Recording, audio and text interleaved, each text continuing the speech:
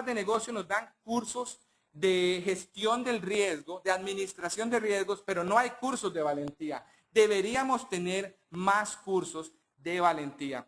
Y pues finalmente la ejecución, que es la capacidad de hacer que las cosas sucedan, es fundamental. Hemos visto cosas interesantísimas en las empresas. Por ejemplo, en un periódico de Costa Rica muy importante, hemos visto trabajar dúos muy interesantes. El gerente general es un tipo creativo, es un tipo que te llena una pizarra de ideas, pero nunca aterriza nada. Pero tiene una persona que trabaja con él, que aunque no es muy creativa, es una persona que agarra las ideas y las aterriza y organiza los recursos y hace que sucedan. Entonces, no necesariamente tenemos que tener todas las competencias de la innovación, sino que podemos formar equipos innovadores donde hay un balance entre estas competencias. Estas competencias, como pueden ver ustedes ahora en la pantalla, se pueden medir. Uno puede medirle con instrumentos las competencias a estas personas y uno puede desarrollar planes de desarrollo para realmente enseñarle a la gente a innovar. Y esto está científicamente demostrado. Muy rápidamente, obviamente a la gente hay que motivarla para innovar. Hemos encontrado que hay 4 grandes palancas que podemos utilizar para motivar a la gente para innovar. Uno son los incentivos económicos, los no económicos o en especie, el reconocimiento público, incluso los motivadores intrínsecos. Los estudios que hemos hecho indican que no solo el dinero motiva a los innovadores, sino son el reconocimiento y la motivación de hacer las cosas bien, de cambiar el mundo, que hace que la gente innove. Y lo que le recomendamos a las empresas es que no den dinero para que la gente innove, porque el día que no den dinero se va a acabar la innovación en la empresa. Entonces hay que diseñar estos incentivos de tal forma que incentivemos no solo la generación de ideas, sino la implementación de las ideas, no solo al individuo, sino a los equipos. Y eso es un tema de todo un seminario en sí mismo. Vamos a pasar ahora al tema de la importancia de definir una estructura y roles para apoyar la innovación. Y aquí les tengo una preguntita para que no se me duerman aquellos que ya los estoy viendo que se me están durmiendo un poquito. La pregunta que tengo para ustedes es, ¿piensa usted que las empresas deben tener un gerente de innovación? Vamos a ver qué piensan ustedes. Vamos por el 50% de los participantes en este momento. Contesten, por favor, 80%. Es muy interesante lo que ustedes están respondiendo. Muy bien, vamos a cerrarlo aquí. El 71% de ustedes contestó que las empresas sí deberían tener una persona que se encargue de gestionar la innovación. Un 29% interesantemente piensa que no es necesario tener un gerente de innovación. Bueno, efectivamente esto depende de cada organización. Nosotros les vamos a mostrar, hemos trabajado con algunas organizaciones, por ejemplo que ustedes pueden ver es Gruma Centroamérica, una empresa que tiene 500 colaboradores.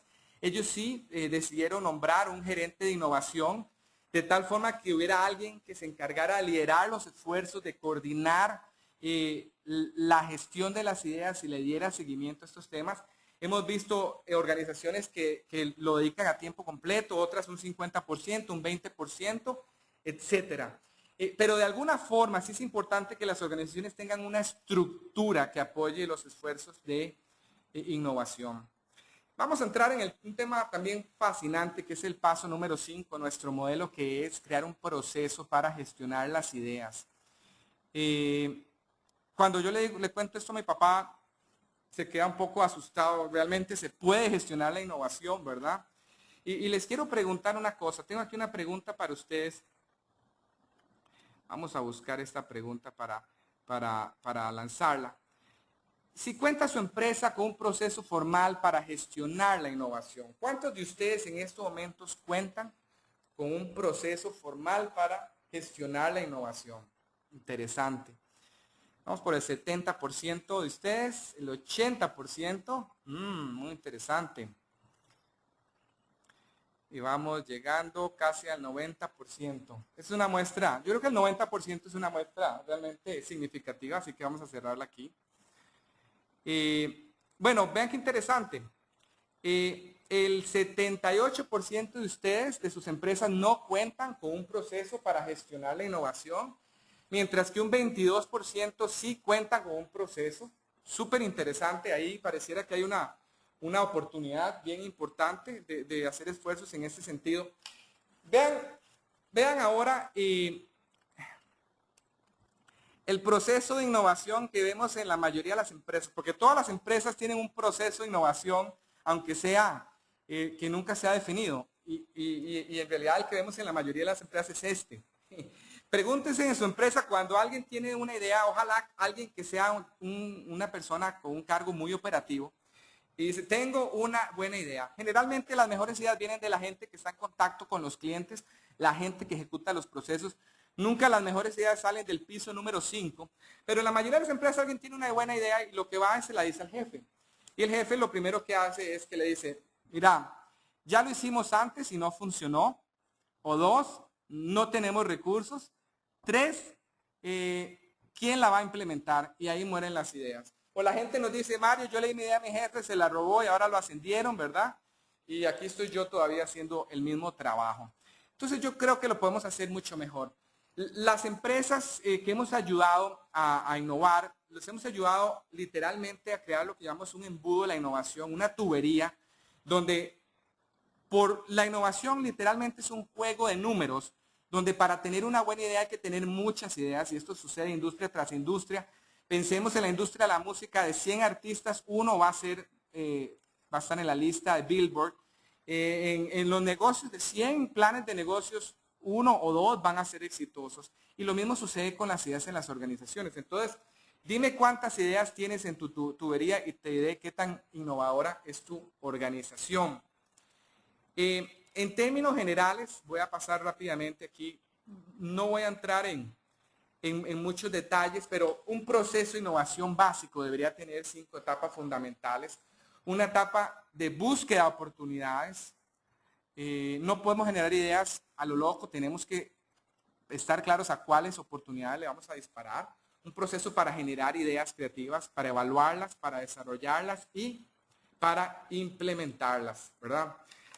Pero algo que me gustaría rescatar y recalcar en todo proceso de innovación es que al final la innovación empieza por las oportunidades que una empresa es capaz de visualizar. Y los innovadores precisamente son esas personas que ven lo que otros no ven, que no los atropella el futuro, ¿verdad? Que no los sorprende el futuro, sino más bien inventan el futuro. Entonces, lo que recomendamos para las primeras etapas del proceso de innovación es que literalmente las empresas usen lo que llamamos los 3 lentes de la innovación. Y el primer lente es un lente que llamamos detectar tendencias. Debería haber un equipo viendo qué está sucediendo allá afuera, viendo cuáles son las oportunidades que hay, porque la innovación son como olas y tenemos que saber en cuál ola nos vamos a montar y montarnos rápidos antes de que pase la ola. El otro tema fundamental es, si querés innovar, tenés que tener un conocimiento profundo de las necesidades del cliente. Hemos visto que las organizaciones son muy orientadas hacia adentro, pero no son orientadas hacia afuera. Cuando mapeamos la propuesta de valor de las empresas, le decimos a los gerentes que nos digan cuáles son las 10 cosas más importantes para sus clientes. Y nos vamos a la calle y le preguntamos la misma pregunta a los clientes, ¿cuáles son las 10 razones más importantes por las cuales usted compra este producto? Y lo que nos encontramos una y otra vez es una diferencia significativa entre lo que los gerentes piensan que quieren los clientes y lo que los clientes realmente quieren.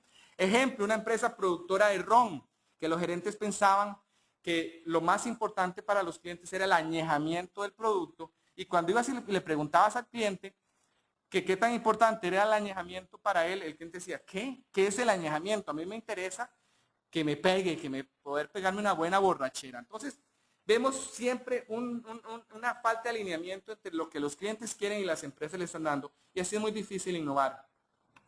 Y finalmente, debemos ponerle los lentes de cuestionar las creencias. Lamentablemente, la mayoría de las industrias hemos visto que el que innova es alguien que viene afuera con una mente fresca, que no tiene ideas preconcebidas.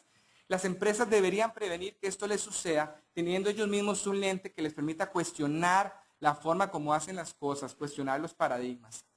Déjenme mostrarles un ejemplo de uno de nuestros clientes que utiliza un portal para gestionar la innovación en su empresa,